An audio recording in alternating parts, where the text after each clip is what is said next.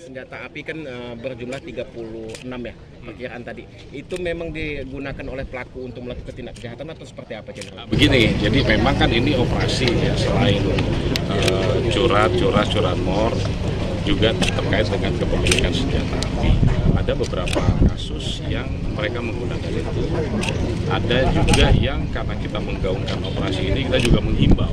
Nah, pada kesempatan ini juga saya menghimbau kepada masyarakat yang masih punya ya senjata api yang secara ilegal, serahkan kepada pihak kepolisian, bisa di polsek, bisa di polres, tidak akan kita proses. Tapi kalau sudah ditangkap lain cerita ya.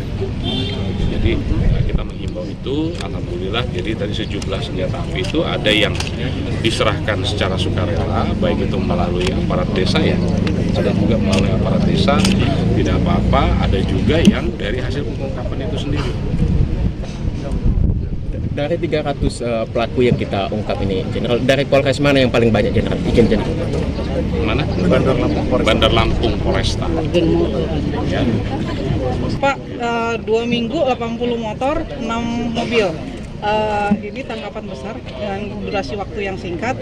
Kita ada atensi ke depan untuk bikin kayak semacam gerakan lebih operasi lebih intensif supaya yang curanmor ini bisa lebih ditekan lagi.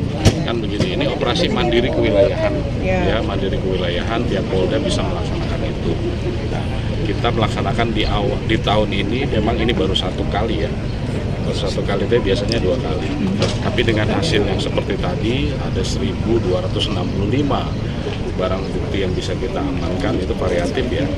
Kemudian ada 334 laporan polisi yang berhasil kita ungkap dengan tersangka sejumlah 307. Tentunya ini memberi motivasi bagi kami untuk kita bisa intensifkan kembali, mungkin tidak dalam bentuk operasi tetapi dalam bentuk kegiatan rutin yang ditingkatkan. Kita akan memberikan target-target kepada wilayah, kepada Polres-Polres untuk yang belum terungkap kejar.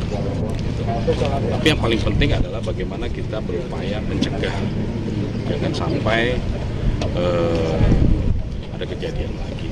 Untuk mencegah itu, reserse tidak bisa bekerja sendiri, reserse harus bisa dibantu oleh rekan-rekan yang lain dari fungsi Sabara, dari fungsi Bimas, Intel, dan lain sebagainya, termasuk dari masyarakat.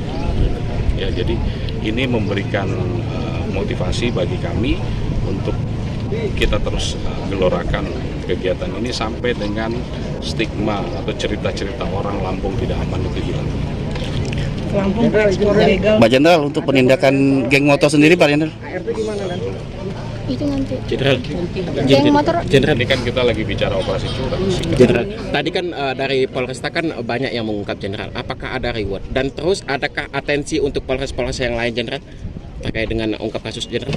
Ya, ini kan menjadi target bersama. Targetnya adalah curhat, pencurian dengan pemberatan, pencurian dengan kekerasan, curanmor.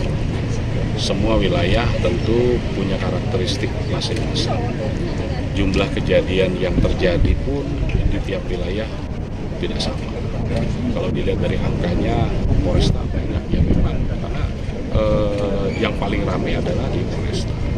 Tapi apapun ceritanya, kita apresiasi kepada seluruh jajaran Polres-Polres yang sudah bersemangat, ya, sehingga hasilnya bisa kita lihat tadi, dan ini bukan berarti selesai. Kita akan teruskan ke depan. Untuk wilayah-wilayah yang rawan kriminalitas itu untuk antisipasinya seperti apa? Wilayah rawan kriminalitas itu setiap minggu kita melakukan analisa dan evaluasi. Ya, dari wilayah kita lihat laporan yang masuk ada berapa, kita analisa dan kita evaluasi. Tentunya begitu sudah bisa kita analisa dengan baik, maka kita berupaya orkestrasinya adalah mengerahkan semua sumber daya yang ada, bukan hanya reserse, ya, patrolinya di tempat-tempat rawan, di pasar misalnya, subuh-subuh ada nggak polisi? Kalau misalkan selama ini tidak ada polisi, kita taruh polisi. Ya, jadi tempat-tempat rawan kita tempatkan polisi yang berseragam. Ke depan seperti itu, dan ini harus diikuti semua wilayah.